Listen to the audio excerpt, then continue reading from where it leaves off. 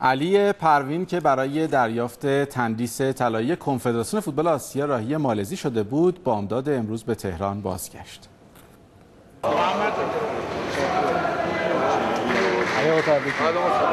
من به عنوان نماینده تمام مربیای ایران رفتم و این چیزی هم که گرفتم مال خود من نیست، مال کل ملت ایرانه.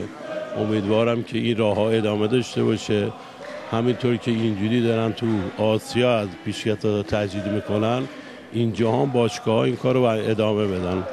به نظر من خیلی برنامه قشنگی بود، امیدواریم که ادامه داشته باشه. دیروز روز تلخی بود برای سرخپوشان. خب فوتبال دیگه، برد و باخت داره، بعدم به پنالتی که برسه 50-50 دیگه. پرسپولیس بد نبود ولی متاسفانه تو این 10 دقیقه آخر بعد گله رو حفظ میکرد که نکردن. اینجا جا داره که آقای یحیی گنبده زحمتش کشیده، بچه‌ها واقعا زحمت کشیدن، توپ نرفته توی با پنالتی آقای حقیقی مثلا همیشه میزده گل میشده، آقا نوروزی زده گل میشده، اینجایی که باید گل میشده نشده.